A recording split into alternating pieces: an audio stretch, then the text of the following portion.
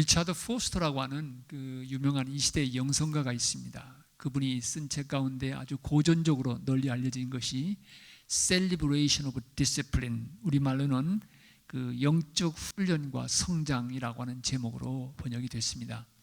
근데 그 책 속에서 리차드 포스터는 우리가 신앙인으로 성장하기 위해서 12가지 길이 있다, 영적 훈련에 대한 얘기를 하고 있습니다. 근데 그 책의 서두에서 리차드 포스터는 뭐라고 얘기하냐면, 이 시대의 저주는, 이 시대의 참 안타까운 모습은 superficiality, 피상성이다, 이런 얘기를 하고 있습니다. 무슨 말인가 하면, 오늘 이 시대의 가장 큰 문제는 인간이 삶의 깊이를 잃어버렸다고 하는 것입니다.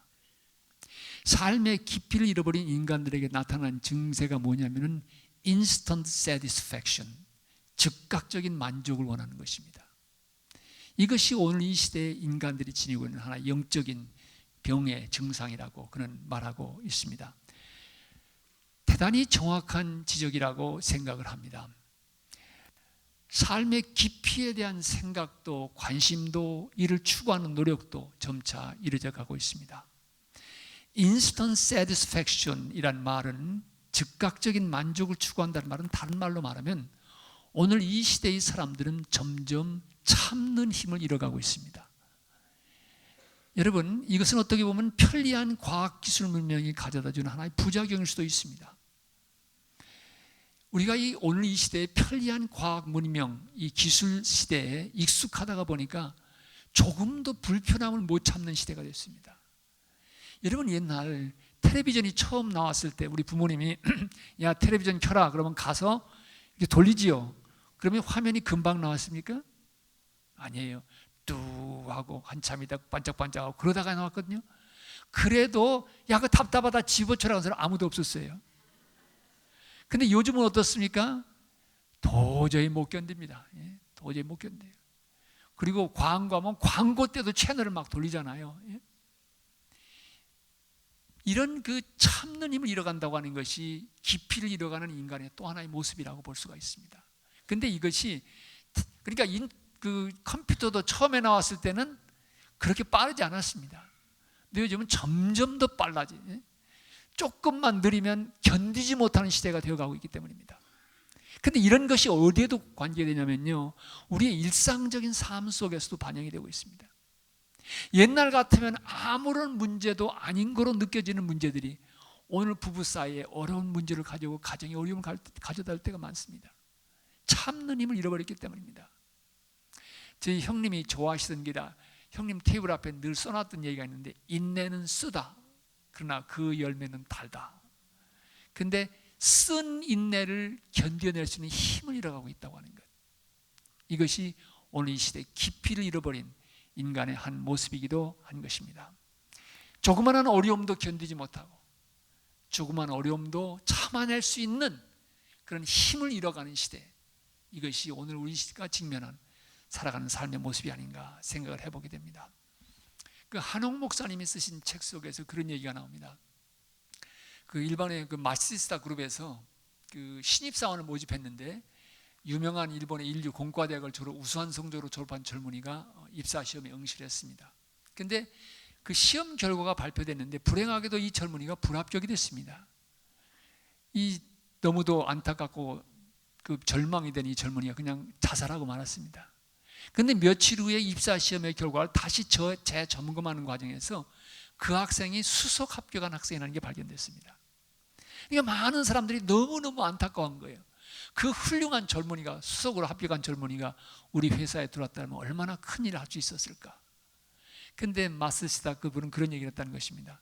한 젊은이가 저렇게 젊은 나이에 목숨을 잃어버린 건 참 안타까운 일이지만, 어떻게 보면 그 젊은이가 우리 회사에 안 들어온 것이 다행일지도 모른다. 왜냐하면 그만한 어려움도 견딜 수 없는 젊은이라고 하면 회사에서 큰 일이 주어졌을 때 어떻게 감당해냈겠는가, 그랬다고 하는 것입니다. 깊이를 잃어가기에 어려움을 참고 견디는, 불편함을 견디는 그런 인내를 잃어가는 오늘 이 시대의 모습을 볼 수가 있습니다. 이것은 우리 교회 안에서 그리스도인의 삶에서도 마찬가지입니다. 우리가 예수님을 믿고 따른다고 하면서도 신앙의 깊이, 기도의 깊이, 하나님의 은혜에 대한 깊이, 이 모든 것들이 정말 오늘 이 시대 속에서 보이고 있는가? 묻지 않을 수가 없습니다. 그러기에 리차드 포스터는 뭐라고 얘기합니까? 이 시대에 필요한 사람은 더 많이 아는 사람, 더 똑똑한 사람이 아니라 더 깊이 있는 사람, deeper person, 깊이를 가지고 있는 인간이 필요하다, 이런 얘기를 합니다. 오늘 이 시대에 교회가 안팎으로 수없는 도전 속에 직면하는 이 현실 속에서 특별히 이 시대에 정말 절실하게 요청되는 것은 깊이 있는 그리스도인입니다. 그래서 이번 집회를 통해서 6번에 걸쳐서 과연 깊이 있는 그리스도의 삶을 추구한다는 것은 무엇을 의미하는가? 깊은 곳으로 가십시오라는 주제 밑에서 말씀을 드리려고 합니다. 오늘 이 첫 번째 시간으로 되게 이제 믿음에 대한 문제를 조금 말씀드리려고 합니다. 이 저녁에 우리 모두는 누가복음 5장에 있는 말씀을 함께 읽었습니다. 여러분 잘 아시는 말씀입니다. 예수님의 전도 활동 초기에 있었던 일이지요. 게네사렛 호수라고 얘기했는데 이것은 갈릴리 바다라고도 하고 디베랴 바다라고도 합니다. 근데 우리가 잘 아는 갈릴리 바다에서 예수님께서 어부로 사역을 하고 있는 베드로 찾아오셨습니다. 오셔서 그 배에 올라서 말씀을 전하신 후에 깊은 데로 가서 그물 내에 고기를 잡으라 말씀하셨습니다. 밤이 맞도록 수고했지만 잡은 것이 없던 베드로는 선생님 말씀하시니까 말씀에 의지하여 순종하겠습니다. 그리고 깊은 곳에 가서 그물 내렸을 때 수많은 고기를 잡았습니다. 한 배는 감당할 수가 없어서 친구 배를 불러다가 가득히 채울 만큼 고기를 많이 잡았습니다. 이 놀라운 현실 앞에서 베드로는 주님 앞에 고백합니다. 주님, 저를 떠나시기 바랍니다. 제가 죄인입니다. 주님께서 내가 이제는 사람을 취하리라. 베드로가 모든 것 버려두고 주님을 따라 나섰다는 얘기입니다. 예수님의 그 제자를 부르시는 그 여정의 이야기가 담겨져 있습니다. 먼저 여러분 말씀드리고 싶은 것은 우리가 믿음을 얘기할 때 이 믿음의 가장 출발선에서 중요한 것은 믿음은 물론 우리의 결단이기도 합니다만 믿음은 먼저 우리 가운데 찾아오신 주님의 부르심과 은혜에 대한 응답이라고 하는 것입니다. 우리 감리교 용어를 빌면 prevenient grace, 선행적인 은총이라는 말도 씁니다. 주님께서 먼저 우리 가운데 찾아오셨다고 하는 것입니다. 여러분 여기 한 분 한 분 여기다 앉아 계신데요, 누가 뭐라고 해도 여러분 한 분 한 분은 주님께서 여러분의 삶 속에 찾아오시고 부르셨기 때문에 여기 오신 것입니다. 저는 그 험한 나그네 세상길 나의 마음이 고날 때 그 복음성가를 참 좋아합니다. 특별히 영어 가사가 너무 좋아요. He touched me. Oh, He touched me. 주님께서 여러분의 인생을 타치하신 거예요. 그래서 굴레로부터 압박으로부터 여러분을 자유케 하신 것입니다. Something happened because He touched me. 주님께서 우리를 타치하셨기 때문에 무언가 우리 삶 속에 변화가 나타나는 것입니다. 여러분 특별히 그 마가복음서를 보면요, 주님께서 제자들을 부르실 때 주님이 원하시는 자들을 부르셨다고 했습니다. 여러분이 이 말씀이 얼마나 귀한 말씀인지 모릅니다. 여러분 한 분 한 분은 누가 뭐라고 해도 우리 주님께서 원하시는 분들입니다. 여러분 생각해 보세요. 나란 존재를 우리 주님께서 원하셨다? 놀라운 소식입니다.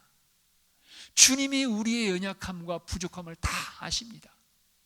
그럼에도 불구하고 주님이 우리를 부르셨다고 하는 것은 amazing grace, amazing love, 놀라운 은혜인 것입니다. 놀라운 사랑인 것입니다. 여러분 어깨를 펴시기 바랍니다. 이래 봐도 내가 주님께서 원하시는 존재다, 전능하신 하나님께서 인정하시는 존재다. 이게 보통 소식이 아닙니다, 사실은. 어떤 때는 여러분의 부모님을 통해서 주님이 여러분을 부르셨을 수 있습니다. 어떤 때는 친구를 통해서 여러분 부르실 수도 있습니다. 어떤 때는 텔레비전 프로그램을 통해서 여러분 부르실 수도 있습니다. 주님께서 많이 이용하시는 채널 가운데 하나가 고난 속에서 부르시는 것입니다.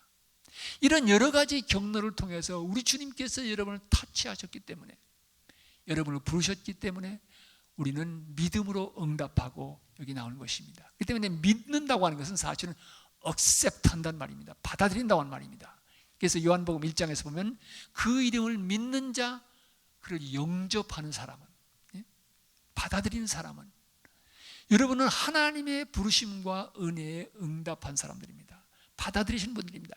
여기에서 깊은 믿음의 출발점이 이루어진다고 말씀드릴 수 있습니다. 이 믿음의 본질, 출발점을 우리가 먼저 정확히 이해할 필요가 있습니다.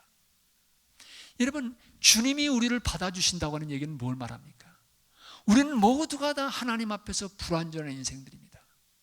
그럼에도 불구하고 우리를 받아주신다고 하는 얘기는 우리의 허물과 과오와 문제들을 용서해 주신다고 하는 forgiving love, 용서해 주시는 사랑인 것입니다.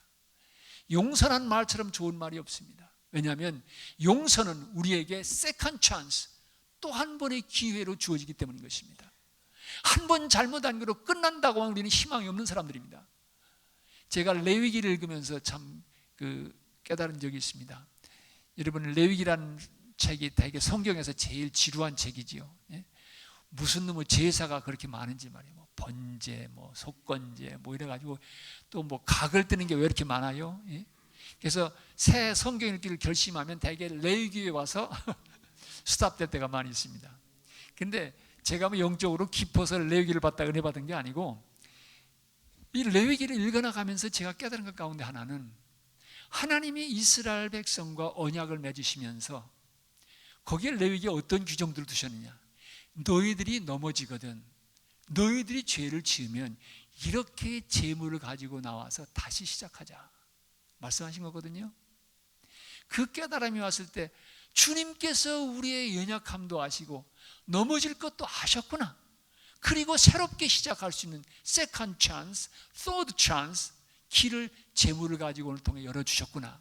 그 깨달음이 왔을 때 하나님의 그 용서하시는 사랑 마음속에 다가왔을 때 참으로 은혜를 받은 적이 있습니다.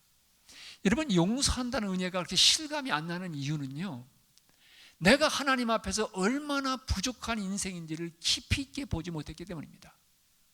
주님의 현존 앞에 서게 되면, 베드로도 마찬가지입니다. 나는 죄인입니다. 성경에 보면 하나님 앞에 섰던 모든 인간들은 하나같이 얘기한 것이 주님, 저는 죄인입니다. 저를 떠나시기 바랍니다. 이사야가 성전에서 하나님의 영광을 보며 그랬지요. 베드로도 마찬가지입니다.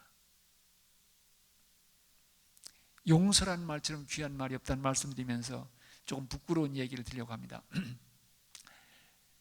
저희 집이 이제 참 가난했습니다. 저희 아버님이 공무원 생활하시다가 병원을 일찍 돌아가시고, 그래서 참 어렵게 살았는데, 저희 어머님께서 예수를 믿고 나신 다음에 자식들은 가르쳐야 희망이 있다, 그리고 예수 안 믿으면 길이 없다, 이런 생각을 하셨습니다. 그래서 열심히 이제 가족들을 서포트하기 위해서 뭐 안 하신 일 없이 이렇게 열심히 사셨는데요.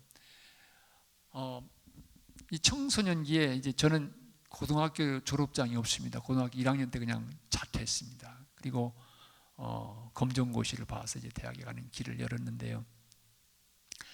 한참 자랄 때 너무 배고픈 거예요. 먹고 싶은 게 너무 많고. 그래서 어머님이 그렇게 고생하시는데 그만 어머니 지갑에 어느 날 손을 댔습니다. 그래가지고 돈을 좀 꺼내가지고 먹고 싶은 거 사 먹었지요. 그러면 기쁨이 있을 줄 알았는데 그게 아니더라고요. 죄를 지어보신 분들은 아실 거예요. 이제 죄책이 오기 시작하는 거예요. 어머님이 이렇게 우리 자녀들 제대로 키워보려고 고생하신 내가 이래선 되나. 근데 여러분, 한 번 해서 발각이 안 되면 대개 두 번째로 넘어가지요. 근데 두 번째도 발각이 안 됐어요. 그래서 세 번째로 넘어갔는데 그만 어머니한테 발각이 됐습니다. 우리 어머님이, 야, 나도 먹고 살기 힘들고 고생해서 너무 살기 힘든데 너 이렇게 자라서는 무슨 의미가 있냐, 너하고 나하고 오늘 밤에 죽자 그러시더라고요. 그래서 난 그게 무슨 말인지 잘 몰랐어요. 근데 저녁을 먹고 나는데 우리 어머님이 그때 우리 어린 동생을 업어주던 긴 띠가 있거든요. 띠를 가지고 나오신 따라 나오라는 거예요. 그래서 따라갔는데 저희 집 그 새 들고 살거든요. 큰 살구나무가 있었습니다. 거기다 이거 올가미를 만드시는 거예요. 그래서 너도 그 손버릇 나빠가지고 그렇게 인생 살면 뭐하냐, 그러니까 너하고 나하고 오늘 밤에 죽자. 나도 너 같은 녀석 이런 모습으로 자라는 거 이제 실망이 돼서 더 이상 살고 싶지 않다. 나도 힘들고 너도 그 모양으로 살면 희망이 없으니까 너하고 나하고 죽자. 막 올라가라고 하시는 거예요.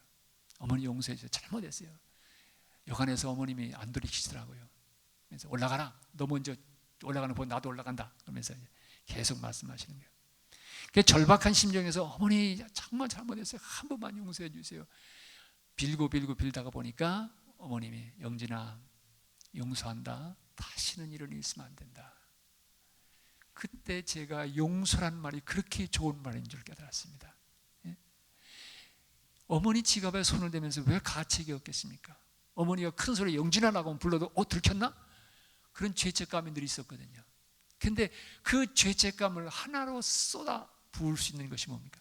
내가 너를 용서한다. 어머니와의 불안했던 관계가 회복되어지는 순간이었습니다. 죄를 지어보니까 용서가 얼마나 귀중한지 알겠어요. 왜 우리가 하나님의 용서가 반갑지 않습니까? 하나님 앞에서 우리의 진정한 모습을 보지 못했기 때문입니다. 참으로 하나님 앞에서 얼마나 부족한 인생을 보았다면, 여러분 이 방에서는 먼지가 보이지 않지만 햇살이 쏟아져 들어오면 먼지가 보이는 거예요. 빛 대신 주님 앞에 서면 우리 인생이 어떤 존재를 보게 되는 것입니다. 숨겨져 있던 것들이 드러나게 되는 것입니다. 그때 우리 주님께서 그럼에도 불구하고, 이런 모자람에도 불구하고 우리를 찾아주시고 우리를 부르셨다고 하는 것은, 우리를 원하셨다고 하는 것은 놀라운 복음이 아닐 수가 없습니다. This is really good news. 정말로 좋은 소식입니다, 여러분. 저는 이런 하나님의 사랑을 믿지 않는 사람들 보면요, 저분들이 무슨 빽이 있어서 안 믿나 그런 생각할 때가 있어요. 어디 기대의 언덕이 있다고 믿지 않는가? 하나님이 그 사랑 외에는 희망이 없는데, 그런 생각을 해보게 되는 것입니다. 필리핀의 어느 여인이 깊은 기도 속에서 종종 우리 주님을 만나는 경험을 한다는 얘기가 들렸습니다. 그래서 그 지방의 이제 천주교 주교님이 이 여인을 불러가지고 이 자매의 신앙의 경험이 건강한가 건강하지 않은가 분별하기 위해서 이 자매를 불렀습니다. 자매가 깊은 기도 속에서 우리 주님을 뵌다지. 예, 그렇습니다. 그러면 다음에 주님을 뵐 때 이 질문을 한번 여쭤보시오. 그 질문이 뭐였냐면, 주교인 내가 신학교 다닐 때 무슨 죄를 지었는지 우리 주님께 여쭤보시오 그랬어요. 여러분, 이게 참 묘한 질문이지요. 예? 주교가 신학교 다닐 때 지은 죄는 주교만 아는 거예요. 근데 짓지도 않은 엉뚱한 죄를 말하면 이 여인의 신비한 신앙 경험이 이게 잘못됐다는 거잖아요. 그러니까 이 질문을 던진 거예요. 얼마 후에 이 주교가 다시 불렀습니다. 지난번에 내가 주님을 만나면 그 여쭤보라는 질문이 있었지. 예, 그동안 주님을 만나나? 예, 뵀습니다. 그 질문 여쭤봤어? 예, 여쭤봤습니다. 주님 뭐라고 대답하십니까? 이 여인의 대답이 저는 너무 좋아요. 제가 주님께 여쭤봤습니다. 우리 주교님께서 신학교 다닐 때 무슨 죄를 지으셨나요? 그랬더니 주님께서 뭐라고 말씀하시냐면, 내가 기억나지 않는다 그랬다는 거예요. 아멘. 아멘. 예? 주홍같이 붉을지라도 나와라. 흰눈같이 씻어진다. 기억조차 아니하신다는 거예요. 이 사랑 때문에 우리가 여기 앉아 있는 것입니다. 그 사랑이 여러분의 인생을 타치한 것입니다. 한 분 한 분을 어루만지신 것입니다. 그렇게 믿는다는 게 뭡니까? 바로 이 은혜에 대한 응답인 것입니다. 그렇게 믿음은 감사로부터 출발할 수밖에 없고, 감사로 이어질 수밖에 없고, 감사로 결론 내어질 수밖에 없습니다. 이 은혜 때문입니다. 이 사랑 때문입니다. 깊은 믿음으로 나아간다고 하는 거예요. 깊은 곳으로 나아간다고 하는 것은 먼저 내가 오늘 이 가지고 있는 믿음에 임한 하나님의 사랑과 은혜를 깨닫는 데서 출발되어진다. 이렇게 말씀을 드리고 싶습니다.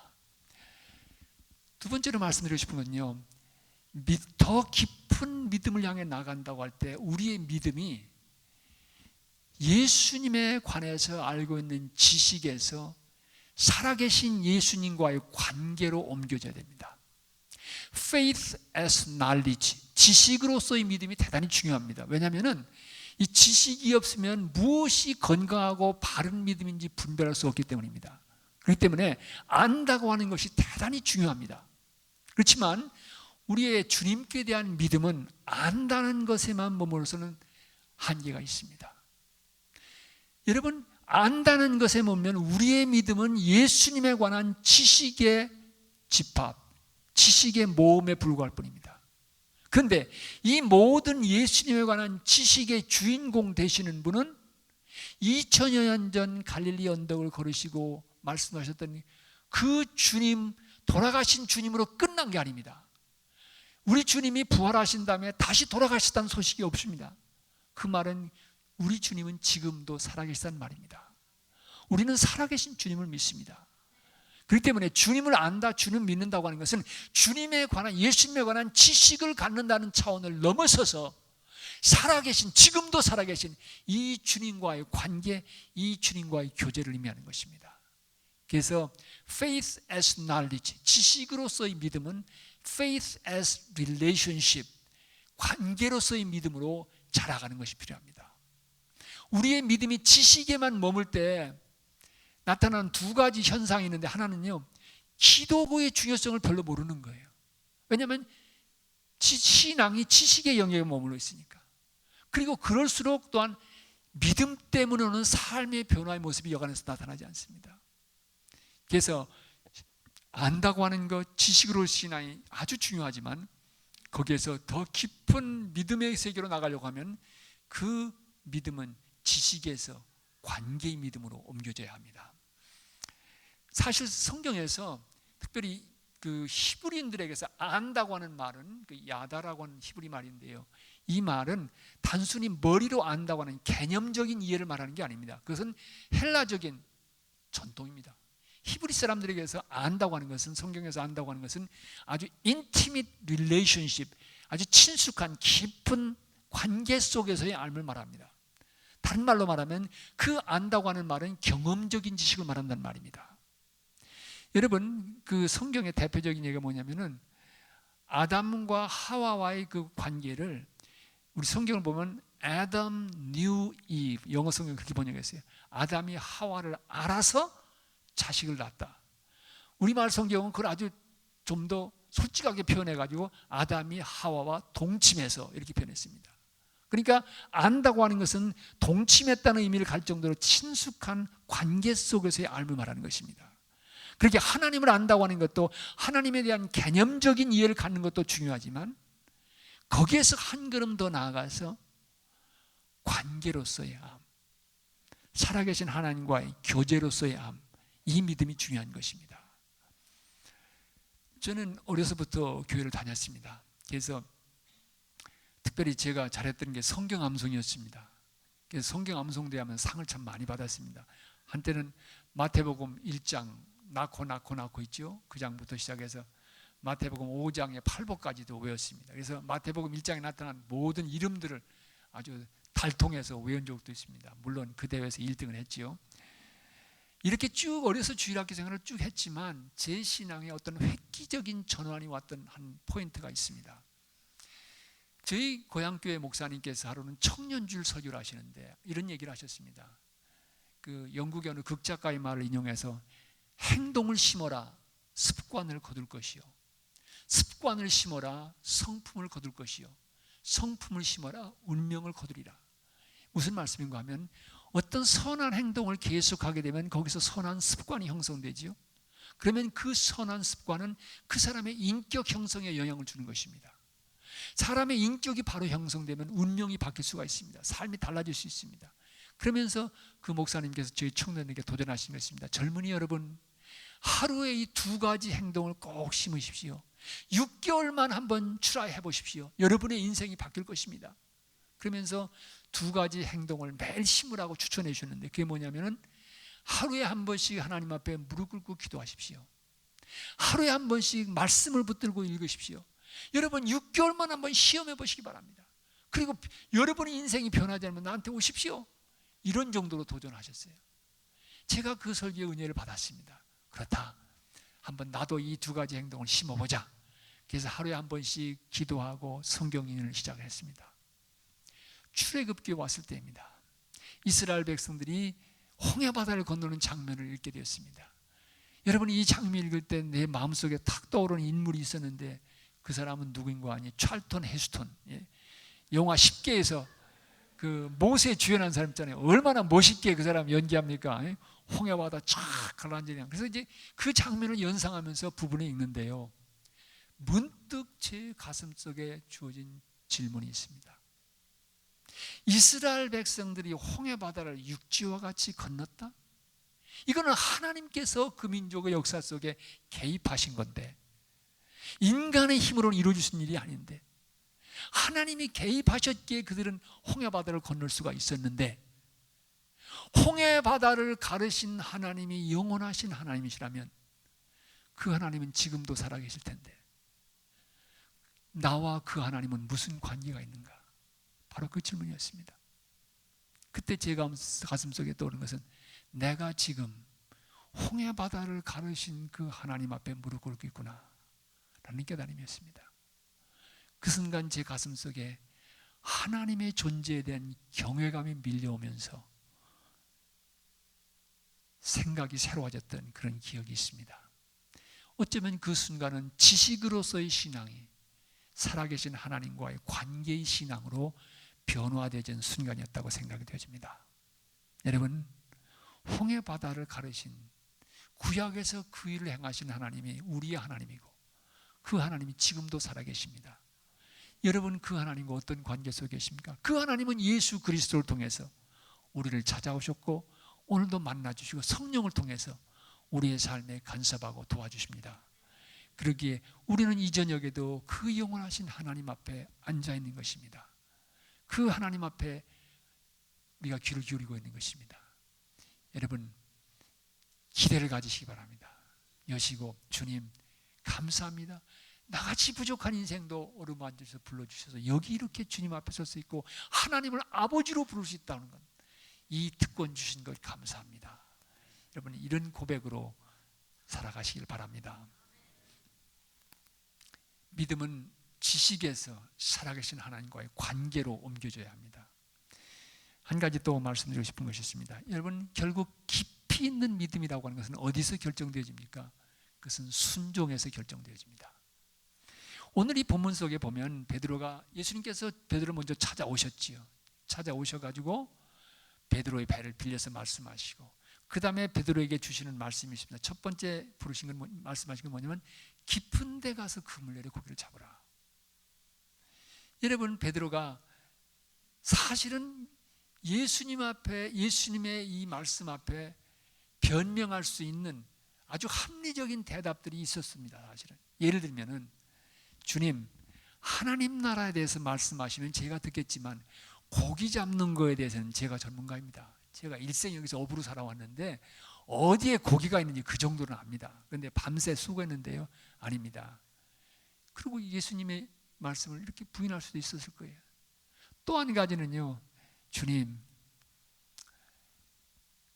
말씀해 주시는 걸 잘 알겠는데요, 제가 밤새도록 수고해서 피곤합니다. 다음번에 제가 깊은 데를 한번 나가보겠습니다. 그리고 순종을 연기할 수도 있습니다. 아니면은 또, 선생님, 지난밤은 재수 없는 날입니다. 재수 없는 날은 암만 해봤자 소용이 없습니다. 그러니까 그만두겠습니다. 그럴듯한 예수님의 요청을 거부할 수 있는 그런 조건들입니다. 그런데 베드로가 여기서 뭐라고 응답했습니까? 밤이 맞도록 수고에 얻은 것이 없지만 말씀에 의지하여서 제가 그물을 내리겠습니다. 그리고 내린 거예요. 예? 내렸을 때 놀라운 역사가 나타나는 것입니다. 결국 더 깊은 은혜의 바다를 향해서 우리의 믿음이 나아간다고 하는 말은 얼마나 주님 앞에 순종하는가, 여기에서 결정되어지는 것입니다. 오늘 우리 기독교가, 특별히 한국에서 왜 그렇게 많은 비판의 대상이 되고 있습니까? 입으로는 참 예수 잘 믿는데 손과 발이 따르지 않는 거예요. 순종의 모습이 보이지 않는 것입니다. 저는 그것을 한마디로 말해서 십자가를 잃어버렸다, 이렇게 얘기합니다. 이 순종이 결국은 문제의 결정적인 요인이 되는 것을 보게 되는 것입니다. 그 다음에 두 번째, 주님께서 베드로를 부르는 건, 내가 이제는 사람을 취하리라고 부르신 건데, 다른 복음서로는 따라오너라, 사람 낚는 어부가 되게 하리라.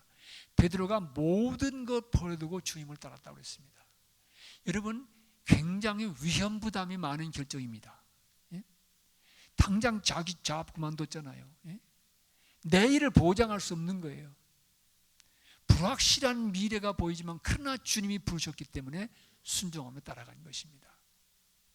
여러분, 우리가 순종을 말할 때 착각하는 것이 하나 있습니다. 여러분, 순종에 연기하는 것이 순종입니까? 불순종입니까?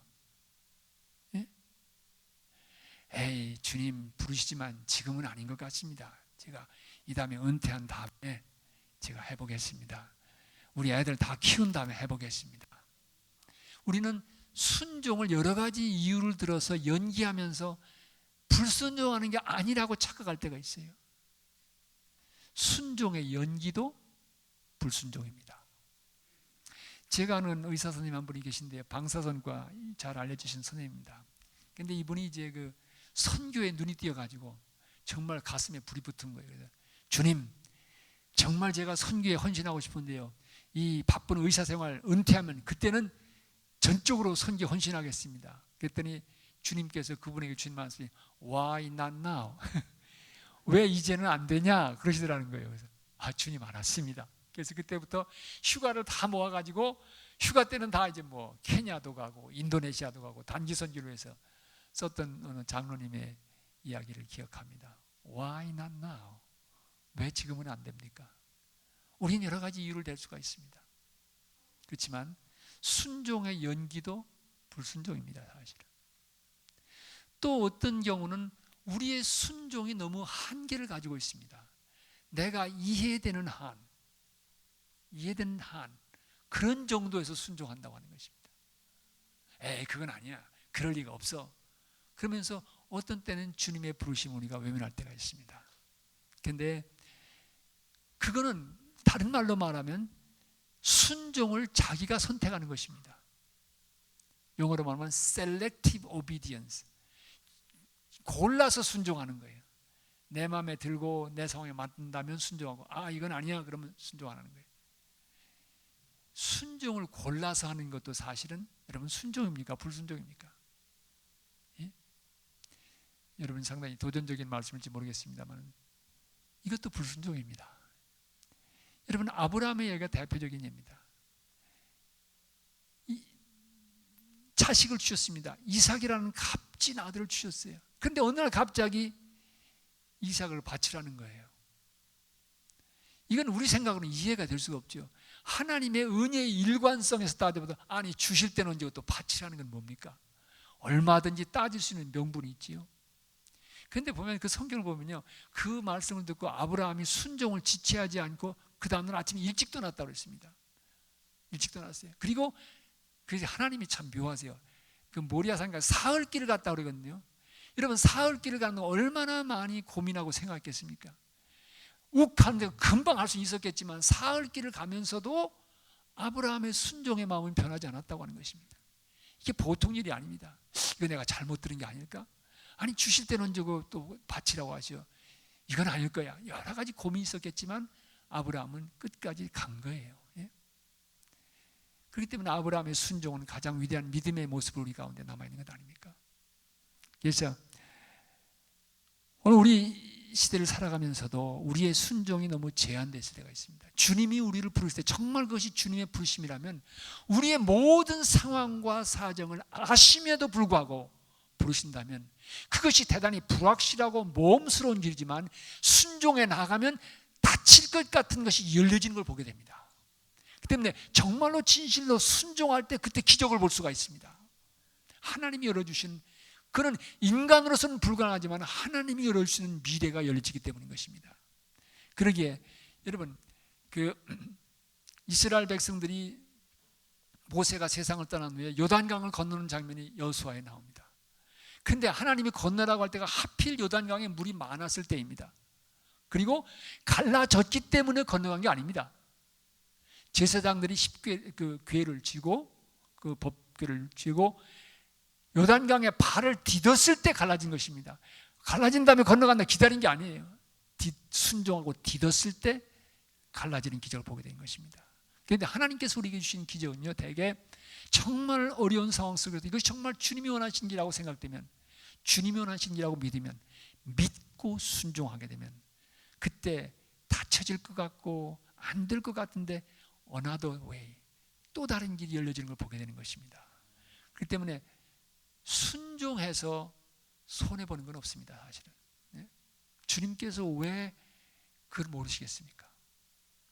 그러기에 이 순종한다고 하는 것이 결국은 더 깊은 믿음을 향해 나아가는 모습인데요. 오늘 이 문제로 우리는 깊이 한번 생각해 볼 필요가 있겠습니다. 그 마귀의 나라에서 비상대책회의가 열렸다고 합니다. 왜냐하면 이 땅에 하나님 나라의 복음이 점점 전파되니까 어떻게든지 막을 길이 없겠느냐. 그래서 이제 대책회의가 열렸는데 아주 험악하게 생긴 마귀가 대왕님, 제가 나가보겠습니다. 너 전략은 무엇이냐? 예수 믿는 사람들 다 죽이겠다고 위협하고 협박하겠습니다. 그랬더니 마귀 왕이 있다가 너는 틀렸다. 너는 안 되겠다. 왜냐하면 예수 믿는 사람들은 죽은 사람 놓고 노래 부르는 사람들이다. 죽음을 두려워하는 사람들이 아니다. 너는 틀렸다. 두 번째 마귀가 나타나서 제가 나가보겠습니다. 뭐냐? 그랬더니 저는요 예수쟁이 진리 다 거짓말, 말도 안 되는 소리라고 외치겠습니다. 그랬더니 너도 안 되겠다. 왜냐하면 세상 사람들이 마귀는 거짓말쟁인 줄 아느니라. 그런 거예요. 세 번째 간사하게 생긴 마귀가 제가 나가보겠습니다. 너는 어떻게 하겠냐? 나가서 예수님은 오늘도 길과 진리와 생명이 되십니다고 외치겠습니다. 너 그러면 하나님 나라 전파되는 거 도와주는 게 아니냐. 그 뒤에 한마디를 덧붙이겠습니다. 그런데 지금은 믿을 때가 아니다. 그랬더니 마귀 대왕이 무릎을 치면서 너는 가서 성공하겠다. 그랬다는 것입니다. 순종의 연기, 함정에 빠지지 마시기 바랍니다. 예? 베드로가 얼마든지 합리적으로 주님의 부르심을 외면할 수 있었지만 순종했을 때 그의 새로운 인생이 시작된 것입니다. 그의 변화된 삶의 여정이 시작된 것을 볼 수가 있습니다. 그러기에 여러분, 바로 더 깊은 믿음은 순종하는 믿음입니다.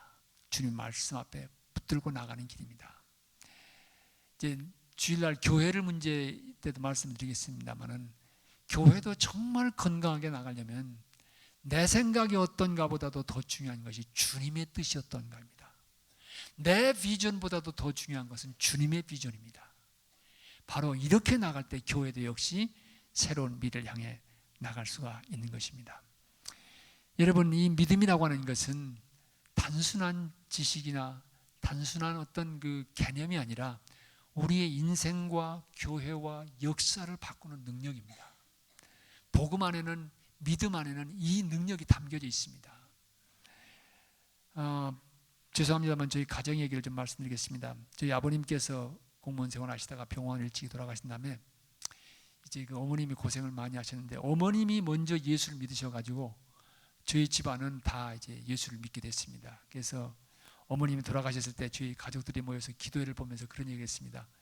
우리 어머님이 조씨 집안에 시집 오시기 전에 우리 가정의 역사는 before Christ, 예수님 오시기 전. 그 다음에 우리 어머님이 조씨가 시집 오신 이후의 역사는 AD, 주후. 그래서 우리 어머님 때문에 조씨 가문의 역사가 바뀌었다. 이런 얘기를 했습니다.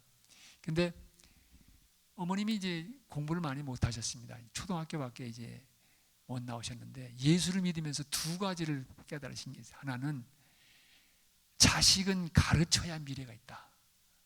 또 하나는 예수 믿어야 산다. 이 두 가지는 절대 그 양보가 없었어요. 그래서 어머님이 그 고생을 하면서 너희들 내가 딴 데를 못 고등학교까지는 다닐 수 있도록 도와주마. 그러나 대학은 너희들이 알아서 가라. 그래가지고 저희 동생 하나는 고등학교 들어가고 9년 만에 대학을 간 친구도 있습니다. 어쨌든 공부해야 되는 건 뭐 그건 우리 어머니는 절대 포기 안 하시고 또 하나는 예수 믿는 건데요. 사춘기가 돼서 우리 동생들이 교회 나가기 싫고 권태기가 오잖아요. 친구들 따라 놀러 가고도 있고. 그러면 그때 우리 어머님은 거침없이 매를 드셨어요. 예배당 안 나간다면 매 맞았어요. 그렇게 해서 이제 교회를 나가게 이렇게 하셨거든요. 작년 10월 달에 한국을 방문해서 어머님 산소에 가서 무릎을 꿇는데 참 눈물이 나더라고요. 어머님의 그 심어주신 신앙의 유산 때문에 저희 가문에서 그래도 장로가 셋이 났습니다. 그리고 저 같은 목사도 한 사람 났고요. 다 권사, 집사, 그 후손들까지 다 그렇게 예수를 믿게 됐습니다. 그래서 참 우리 어머님은 조씨 가문의 역사를 바꿨다. 이런 믿음은, 그래서 여러분 저희 사촌들이 뭐라고 하는 줄 압니까? 저 집은 작은 어머니가 예수 믿어서 복 받은 집안이야 이렇게 얘기합니다. 믿음이 이런 변화의 능력이 있습니다. 이건 한 가정뿐만 아니라 나라와 민족의 역사를 바꿀 수가 있습니다. 여러분 우리 한국 근세사를 보시기 바랍니다. 여러분 드라마를 보시면 양반과 상인 사이에 얼마나 심한 계급차별이 있었습니까? 기독교의 복음이 들어오면서 그거 깨진 겁니다, 여러분. 예? 초기에 한국 교회사를 보면요, 전라도 익산인가 어디에 조자익이라고 하는 부자가 살았는데요. 경상도에 살던 이자익이라는 청년이 이제 집이 다 어려워지니까 굴러가가지고 이제 부잣집에서 마부로 살았어요. 근데 이제 부자가 선교사를 사랑해가지고 맞아 주어가지고 이제 예수를 믿게 됐습니다. 그래서 이자익이라는 청년도 마부도 어깨너머로 이렇게 글을 배우고 그래가지고 성경을 읽게 되고 그래서 같이 교회를 나갔습니다. 그래서 독실하게 신앙생활 잘했는데 이 교회가 세워져가 장로를 뽑는데 누구나 다 부자 주인이 장로가 될 줄 알았어요. 뚜껑을 열어보니까 이 마부가 장로가 된 거예요. 먼저 이 세상이 뒤집어진 거죠, 사실은. 그런데 정말 이 주인 되는 장로가 귀히 여겨가지고 그 장로를 섬기는 걸 잘 섬기고 그분 나중에 장로가 됐습니다. 그 다음에 이자익이라는 젊은이에게 정말 은사가 있는 걸 알고 그 사람을 평양신학교에 보냈어요. 그래가지고 평양신학교에서 목사가 공부를 하고 난 다음에 돌아와서 이 마부 출신 목사를 자기 교회 목사님 모셨어요. 그래가지고 열심히 신앙생활하면서 이자익이라고 하는 목사가 장로교 총회장을 역임했던 중요한 한국계 인물이 됐습니다. 여러분, 상인과 종 사이의 이런 어떤 계급이 그리스도 안에서 무너진 것입니다, 사실은. 인도 같은 데는 아직도 캐스트 시스템이 있다는 거 아닙니까? 벵글라데시에서 선교하는 분들이 얘기를 들으니까 참 어려운 것 가운데 하나는 이 예수 믿는 사람들은 대개 천민 계층에서 온다는 거예요. 그러니까 그 가운데서 리더를 길러내는 것이 결코 쉬운 과제가 아니다, 그런 얘기를 하더라고요. 그래서 제가 그런 나라는 아직도 그런 계급제도가 영향을 미치고 있구나. 근데 대한민국, 한국의 역사서에 이제는 그게 없지요. 그 중요한 공헌 가운데 하나가 역시 교회가, 기독교가, 믿음이 그런 변화를 가져온 것입니다. 그러기에 믿음은 한 개인뿐만 아니라 가정, 나가 역사를 바꾸는 힘이 있는 것입니다. 그러기에 우리의 믿음이 깊은 곳으로 더 나아가면, 믿음이라고 하는 것이 하나님께서 놀라운 은총 속에서 우리를 불러주신 걸 깨닫고, 우리의 믿음이 지식에서 관계의 신앙으로 변화를 경험하고, 그리고 더 깊은 순종의 길로 나간다고 하면 이 믿음은 여러분의 인생을 바꿀 뿐만 아니라 여러분의 가정의 역사를 바꾸고 나아가서 우리 한인 공동체, 이 땅의 역사도 바꿀 수 있다고 믿습니다. 그러기에 이 믿음 안에서 깊은 순종의 삶을 향해서 자라가시는 여러분들 되시길 진심으로 부탁드립니다. 한 이야기 소개하고 마치겠습니다.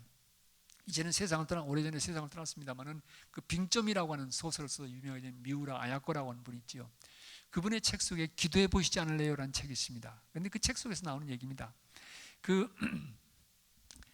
이또 H라고 하는 목사님이 계셨는데 조금 오래된 얘기죠. 이분이 꿈이 중국에 가서 복음을 전하는 것이 꿈이었습니다. 그래서 늘 그 꿈을 위해서 기도를 했는데 교인 가운데 이제 이 소식을 들은 의사 선생님이 그럼 목사님 중국까지 가는 백삭은 제가 부담해 드리겠습니다. 그러니까 선교 기도해 오신 선교를 준비해 보시지요. 그래서 이제 목사님이 중국 선교를 준비한다는 얘기를 듣고 교인들이 2원, 3원 이렇게 헌금해 줘서 이제 모든 준비를 마치고 난 다음에 이제 50원이 남았습니다. 그러니까 중국까지 가는 뱃삭은 제가 다 마련해 줬고 50원이 있으면 그 당시에 중국 가서 한 달 살려면 30원 정도가 필요했다고 합니다. 그러니까 한 달 정도 살 수 있는 생활비가 있으니까 이제 가서 살 수 있겠다. 그래서 이제 마음 놓고 출발을 준비하게 되었습니다. 근데 출발하기 전날 까맣게 잊었던 하나가 생각이 난 거예요. 그게 뭐냐면은 교인 가운데 너무 어려운 가정이 있어서 목사님의 이름으로 교회 회계한테 얘기해서 그 가정을 도와주기 위해서 빌린 돈이 있습니다. 그 돈이 얼마냐면 49원이에요. 그러니까 목사님이 떠나니까 안 갖고 갈 수가 없잖아요. 그러니까 할 수 없이 가서 교회 회계 찾아가서 50원 가운데 있는 거 49원 주고 빚을 갚은 거예요. 그러고 나니까 목사님 고민이 생긴 거예요. 1원 가지고 가면 이거는 가다가 밥도 못 사 먹는데 이론 가지고 중국 선교를 가야 되나 말아야 되나 이게 고민이 생긴 거예요.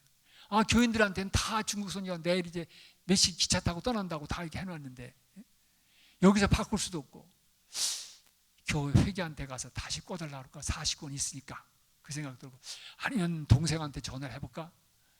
이랬는데도 이게 마음이 편하지 않은 거예요. 그러면서 마음에 떠오른 생각이 뭐냐면은, 야, 목사로서 네가 교인들에게 무엇을 먹을까, 무엇을 입을까, 무엇을 마실까, 기도하지, 걱정하지 마, 기도하라는데 너 왜 기도 안 하냐? 그래서 기도해야 되겠다. 그래서 이제 기도를 시작한 거예요.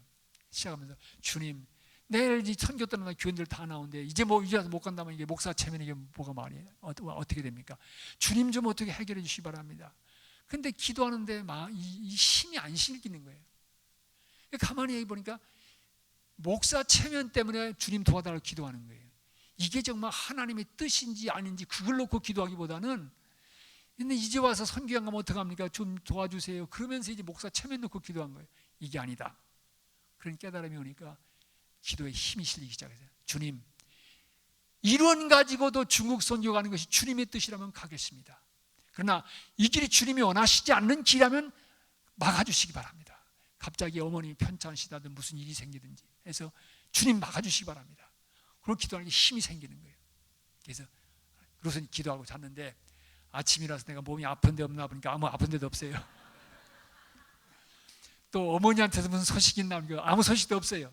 오케이, 이론 가지고 가라는구나. 그리고 이론 가지고 이제 기차 정거장에 갔습니다. 가니까 이제 교인들이 목사님 선교도 한다고 이제 환송하러 나온 거예요. 그런데 이상한 일이 생겼어요.